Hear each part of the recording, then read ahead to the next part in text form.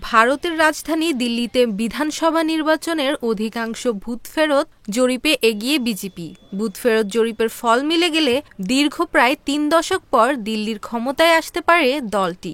ভারতীয় সংবাদ মাধ্যম এনডিটিভি ও টাইমস অফ ইন্ডিয়ার প্রতিবেদনে এ তথ্য জানা গেছে।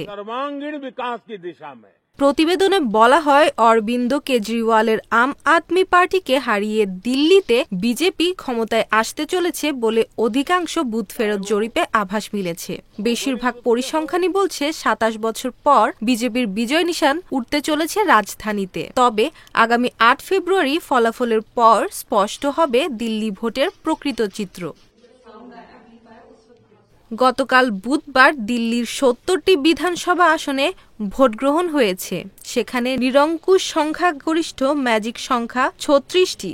সন্ধ্যার দিকে বুথফেরত জরিপে ফল প্রকাশ করে বিভিন্ন সংস্থা। এসব জরিপে ৩৫টি থেকে ৫০টির মধ্যে আসন দেওয়া হয়েছে বিজেপিকে।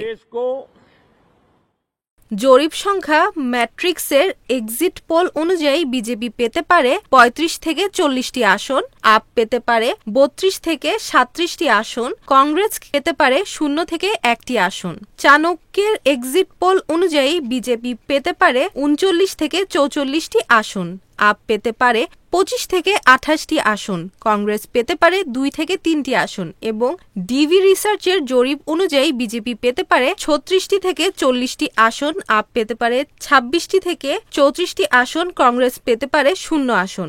এছাড়া আরও কয়েকটি সংস্থা বুথফেরত জরিপে এগিয়ে রাখা হয়েছে বিজেপিকে।